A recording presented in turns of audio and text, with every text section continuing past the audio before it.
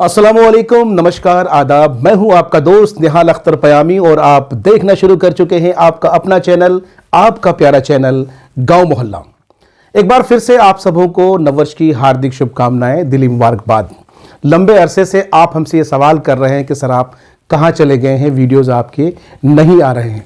दरअसल हम आपको आज एक ऐसे मेहमान से मिलाने वाले हैं जिनसे मिलने की हसरत मुझे भी थी और यकीनन जब आप इनसे मिलेंगे तो आपको भी लगेगा कि नहीं, गांव मोहल्ला ने एक परफेक्ट पर्सन से हमारी आज मुलाकात कराई है।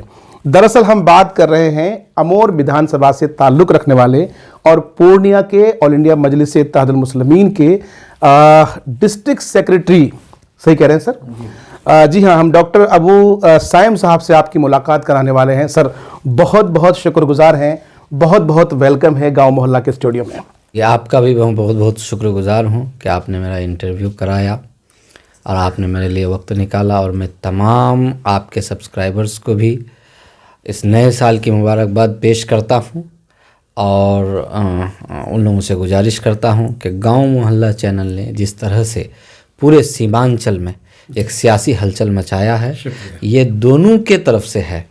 आपने अच्छे अच्छे कंटेंट, अच्छे अच्छे लोगों से आपने इंटरव्यू करा करके इन लोगों को रूबरू कराया और ख़ास करके यहाँ के जो ज़मीनी मुद्दे हैं आप हमेशा उठाते रहे हैं और शख्सियतों के मुद्दे भी उठाते रहे हैं। चलिए, इसके लिए मैं आपका बहुत बहुत शुक्रगुजार हूँ। चलिए साहब, ज़रनवाजी के लिए आपका भी शुक्रिया। दोस्तों, इससे पहले कि हम अमोर विधानसभा से जुड़े सवालात इनसे करेंगे, लेकिन मुख्तसर में हम बताना चाहते हैं कि डॉक्टर अबू साइम साहब दरअसल डॉक्टर तो हैं ही साथ ये समाज सेवी हैं और इनकी जो सबसे बड़ी कारकर्दगी रही है, दरअसल लॉकडाउन के दौरान इन्होंने प्रवासी मजदूरों के बीच में जा जाकर जितनी खिदमत अंजाम दिए हैं वो काबिल तारीफ़ है और इसको लेकर के ज़िला प्रशासन ने भी कहा है कि निश्चित रूप से ये जो है सम्मानित किए जाएंगे। खुद आदित्य प्रकाश ने भी ये कहा है कि जिन लोगों ने लॉकडाउन के दौरान अवाम की मदद की है ऐसे लोगों को ज़िला प्रशासन सम्मानित करेंगे। सर दरअसल हम ये एक बात ये जानना चाहेंगे आपसे, अमोर विधानसभा की सियासत की बात हम बाद में करेंगे।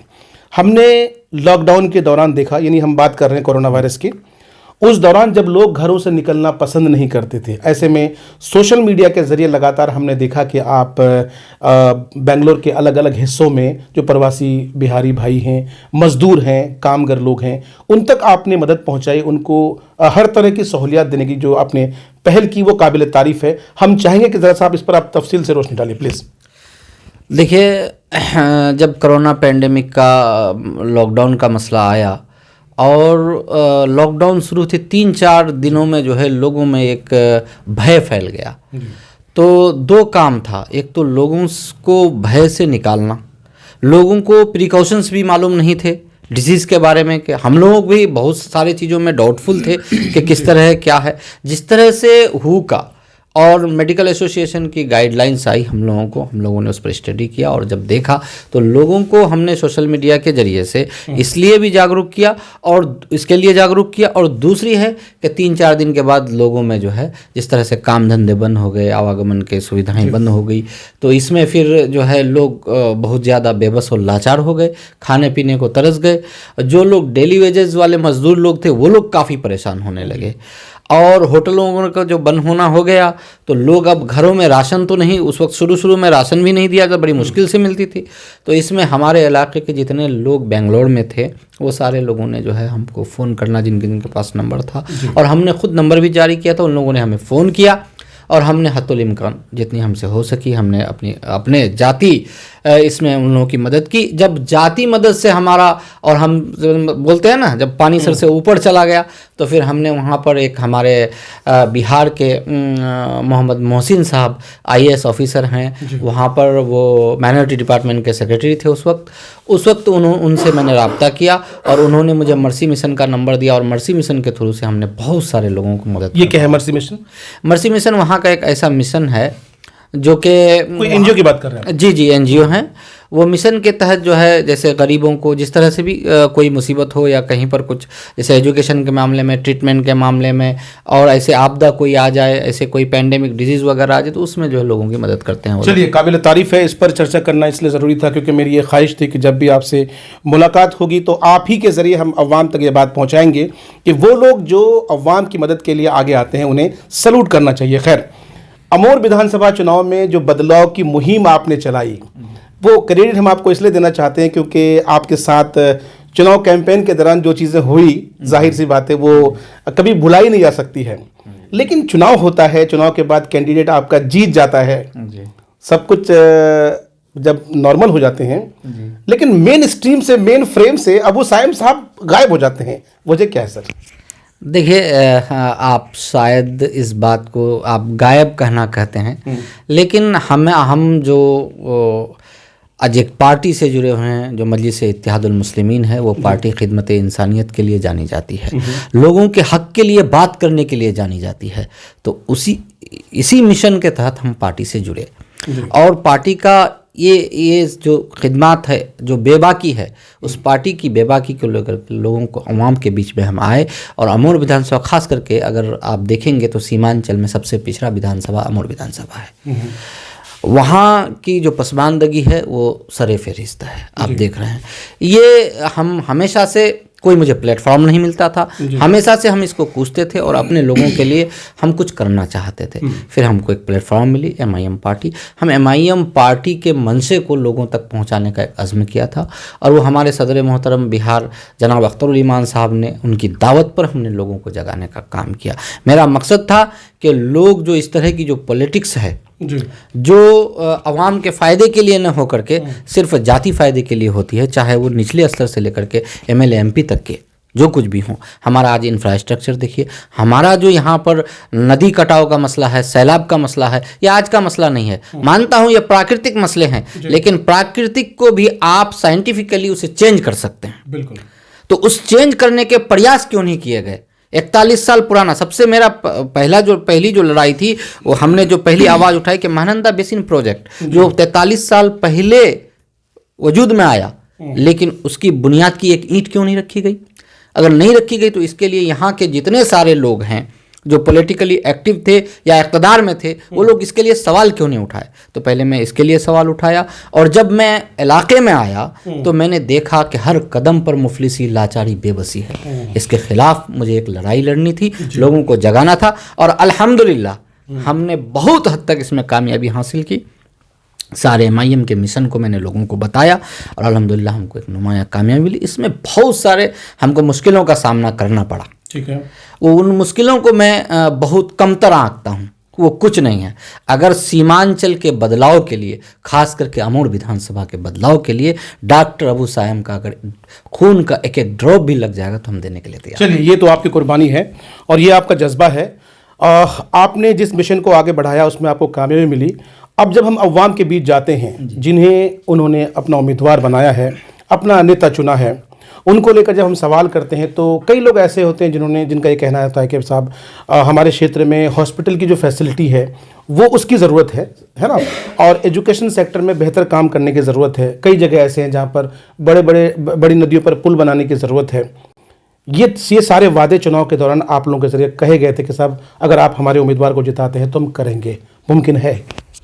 अभी जो कुछ हद तक जो लोग हैं इन फैसिलिटीज़ को सिलीगुड़ी में, आपका पूर्णिया में, कटिहार में, पटना में जाके इलाज कराते हैं, लेकिन जो बेसिक जो बीमारियां हैं, जो रोज़मर्रा की बीमारियां हैं, छोटी मोटी बीमारियां हैं, उन बीमारियों से परेशान कौन है? ज़्यादातर लोग जो गरीब तबके के लोग हैं। वो बड़े फैसिलिटीज़ के लिए, वो जो जिनको पास पैसा है वो तो बड़े जगह में चले जाएंगे, लेकिन जो छोटे लोग हैं उनके लिए जो सरकारी हॉस्पिटल से, हमने उन मुद्दे को उठाया कि सरकारी जब हॉस्पिटल बना, करोड़ों की लागत से बिल्डिंगें बनी हैं, लेकिन वो अस्तबल बना हुआ है, तो उनमें डॉक्टरों की बहाली कराना हमारी प्राथमिकता है। हम डॉक्टरों की, वहाँ कई जगह ऐसे हैं जिसमें डॉक्टर बहाल हैं लेकिन डॉक्टर आते नहीं हैं। अब इंशाल्लाह वो सब करना। अब देखिए, हमने इलेक्शन के बाद हमारी उंगली की आप स्याही देखेंगे वो नहीं सूखी है। हमको कोई अलाउद्दीन का चिराग तो मिला नहीं है कि हम घस करके सारे मामला को, अच्छा, उस पर हम बिल्कुल हमारे जो विधायक हैं और बिहार के फ्लोर लीडर, बिहार के मजलिस के सदर हैं, वो हमेशा, आप रोज़मर्रा की आप देख रहे हैं उनकी कारकर्दगी कि किस तरह एग्रेसिव होकर के हर मामले में जा रहे हैं, चाहे नदी कटान का मामला हो, हॉस्पिटल का मामला हो, हेल्थ का मामला हो, चाहे प्रशासनिक अधिकारियों का मामला हो। अभी हम लोगों ने कल समीक्षा भी बैठक किया, आपने लाइव भी देखा होगा। हमने किस तरह से CO BDO साहब से हमने कहा है कि जो अनियमितताएं हो रही हैं उन्होंने पर लगाम लगा। आपके विधायक जी का एक बयान आया है और काफ़ी सोशल मीडिया में उसको लेकर के लोग तरह तरह की बयानबाजी कर रहे हैं। उन्होंने अपने तकरीर में गालिबन ऐसा ही कुछ कहा कि अगर आप हमसे ये उम्मीद करते हैं कि पुलिस वाला अगर आपको हेलमेट की वजह से पकड़ता है, आप मुझे फ़ोन करते हैं और आप हमसे मदद की उम्मीद करते हैं तो ये भूल जाइए। उसी तरह से ज़मीन का अगर आपका आपसी विवाद है, आप हमसे उम्मीद करते हैं तो भूल जाइए। सवाल ये है कि जिस सीमांचल से हम आते हैं, ये छोटे छोटे मुद्दे होते हैं। अगर भाई हम जा रहे हैं, गलती से अगर कोई ऐसा मामला पेश आता है तो क्या विधायक जी हमारी मदद नहीं करेंगे?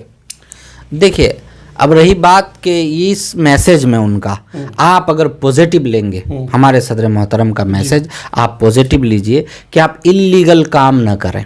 जो आपके सेफ्टी के लिए आपका ट्रैफिक नियम है, आप उसको तोड़ेंगे तो आप उसके जिम्मेदार होंगे। आप देखिए, जुर्म करना और जुर्म सहना दोनों जुर्म है, दोनों ठीक नहीं है।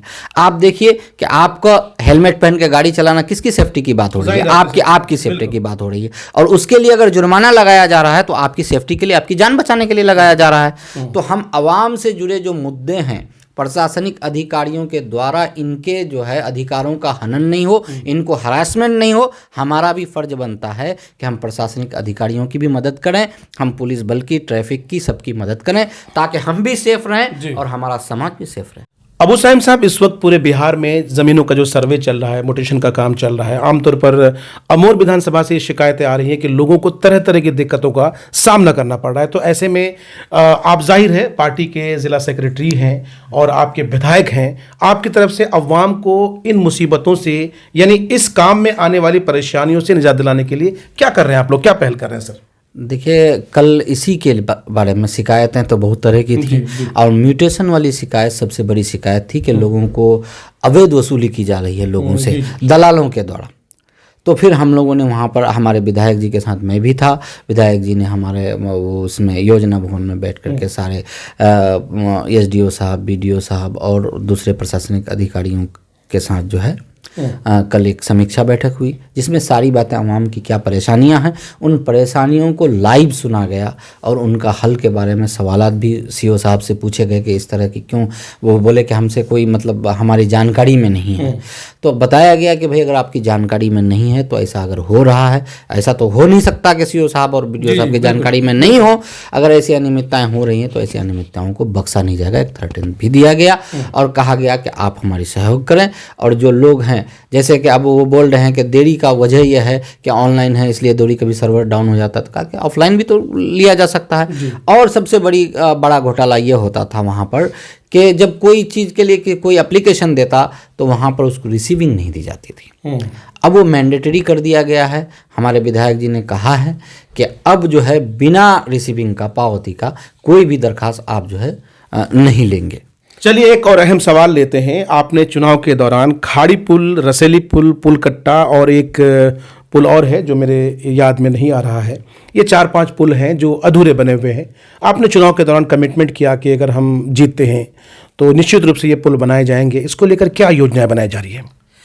देखिए, जहाँ तक मेरी जानकारी में है कि इन पुलों में जो आधा अधूरा पुल है, इन योजनाओं और इनके जो टेक्निकल इश्यूज़ हैं कि ये क्यों रुक गए हैं, क्या है, इन पर कई बार समीक्षा भी हुई है। और अभी जेई और इन लोगों से जो है पूर्णिया में बातचीत भी हुई और उन लोगों के साथ में आकर के खाड़ी पुल का निरीक्षण भी किया गया है।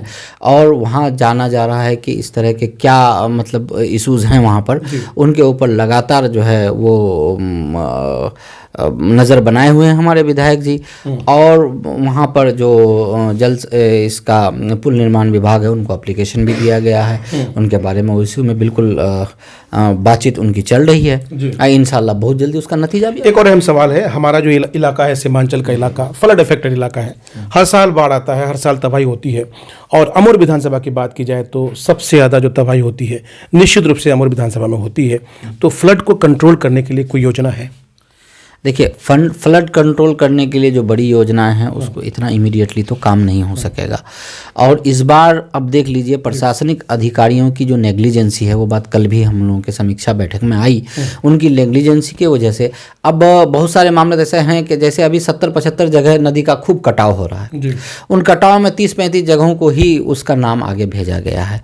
तो चूँकि इलेक्शन से पहले ही वो सारी चीज़ें जो है फॉरवर्ड कर दी गई हैं और उनको इग्नोर किया गया है। तो अब जो है हम लोगों ने इन चिन्हित नामों को, जहाँ जहाँ नदी कटाव ज़्यादा है, उसके लिए जल संसाधन विभाग को जाकर के पटना में जाकर के एप्लीकेशन दिया गया है। उनके मंत्रियों से भी मुलाकात, उनके सेक्रेटरी से भी मुलाकात किया गया है।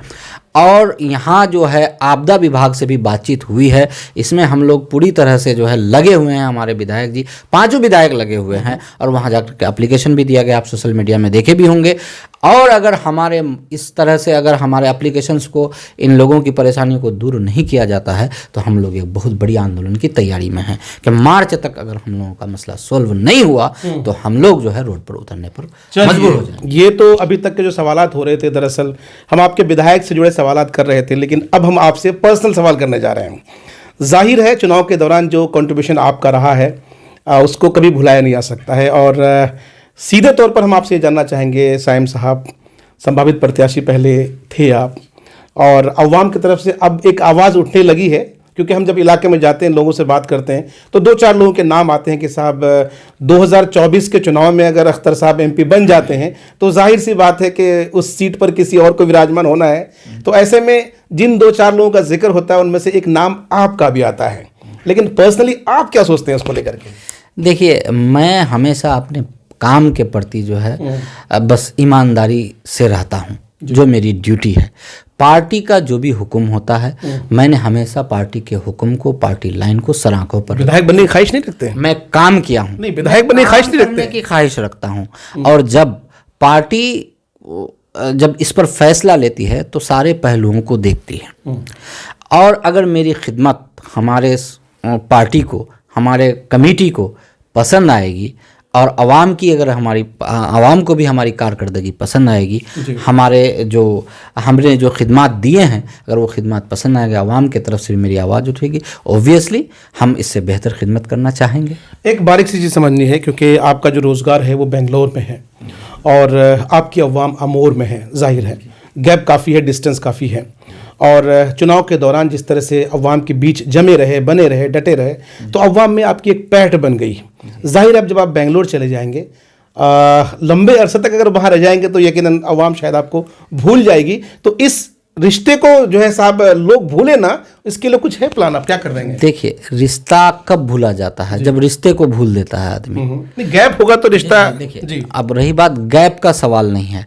अगर आप कोई बेटा दिल्ली कमाने के लिए गया है अपनी माँ बाप की खिदमत के लिए, तो माँ बाप को ये यकीन है कि मेरा बेटा मेरे लिए दिल्ली गया है, उसकी यहाँ रोजगार नहीं है। अवाम के साथ इमोशनल कार्ड खेल रहे हैं आप। देखिए, नहीं इमोशनल कार्ड नहीं है। इसी तरह से मैं अपने सीमांचल का एक जिम्मेदार बेटा हूँ। जाहिर है मेरा कारोबार बेंगलोर में है, मैं एक डे केयर चलाता हूँ, उसका मैं मैनेजिंग डायरेक्टर हूँ। अल्हम्दुलिल्लाह उसके ज़रिए से मेरा जो जीवन यापन है वो चलता है, लेकिन मैं हमेशा यहाँ की आवाम के लिए कूंसा रहता हूँ। और कोई भी मुसीबत हो, आपने देखा होगा कि मलहरा जब जला था तो सबसे पहले अगर कोई बंदा वहाँ जाकर के खड़ा हुआ था तो वो डॉक्टर अबू सायम था। चाहे नदी कटाव का मसला हो, उन लोगों को अगर मदद पहुँचानी हो तो डॉक्टर अबू सायम ने सबसे पहले आया है। और खाड़ी बासोल में जब सैलाब में लोग 3 दिन तक भूखे थे, तो वहाँ पर अगर कोई सामग्री पहुँचाया गया है तो डॉक्टर अबू सायम की तरफ से पहुँचाया गया है। और सड़कों पर जो लोग विस्थापित होकर के आए हैं तो 5 मीटर प्लास्टिक प्रशासन की ओर से दिया गया है। सांप बिच्छुओं के जड़ में लोग बच्चों को लेकर के सोए हैं, ऐसे में खून के आंसू रोने का मुकाम था। मैंने जब जा करके देखा तो मैं कहा कि लोग तो भूखे सो जाएंगे लेकिन सांप डसेगा तो बच नहीं सकेंगे, इसलिए मैंने एक घर को 650 रुपये की मच्छरदानी, डबल मच्छरदानी मैंने बांटा। ये खिदमत जो है मेरे लिए इम्पोर्टेंट है, मेरे लिए ओहदा इम्पोर्टेंट। आप कहीं भी रहेंगे खिदमत कर सकते हैं। कोई ज़रूरी नहीं है कि हम यहीं रह करके करेंगे, हम यहाँ के लोगों को इस्तेमाल करके भी तो खिदमत कर सकते हैं। अमोर विधानसभा का कोई व्यक्ति अगर आपको फ़ोन करता है, आप बेंगलोर में होते हैं जी, आप उनकी कैसे मदद करेंगे? जी, हमने सैकड़ों लोगों की ऐसे मदद किया है। खास करके जाहिर है मैं डॉक्टर हूँ तो डॉक्टरी सलाह के लिए लोग मदद के लिए गुहार लगाते हैं।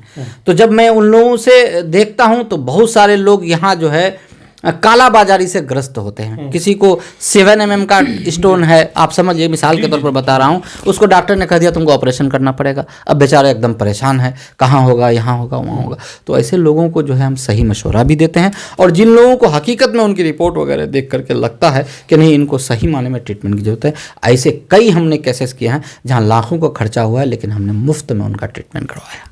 चलिए, सवाल अहम है लेकिन वक्त से पहले पूछा जा रहा है। 2024 में अगर अख्तरुल ईमान साहब इलेक्शन जीत जाते हैं, वो सांसद बन जाते हैं, आपको कहा जाता है कि साहब इलेक्शन लड़ना है, तो दूसरे लोग हैं उन्हें कन्विंस कर पाएंगे? देखिए, जाहिर है कि जो लोग हमारी पार्टी से जुड़े हुए हैं, जो लोग पार्टी के अधिकारी हैं, ख्वाहिश रखना, सब अपने दिल में ख्वाहिश रख सकते हैं, लेकिन मैं ये मानता हूँ कि जब पार्टी किसी के ऊपर में सेहरा बांध देता है तो मुत्तफिक राय से बांधेंगे, सबकी राय होगी, इंशाअल्लाह उल अजीज मैं भी मानूंगा, सब भी मानेंगे। चलिए, बहुत बहुत शुक्रिया। बड़े बेबाकी से अबू साइम साहब अपनी बात रख रहे थे, हमारे सवाल जवाब ख़त्म हो गए, लेकिन इंटरव्यू ख़त्म करने से पहले हम चाहेंगे कि हमारे जो व्यूअर्स हैं, गांव मोहल्ला के व्यूअर्स जो शिद्दत से आपकी तलाश में थे, इंतज़ार में थे, आपका मैसेज उन तक पहुँचे प्लीज़।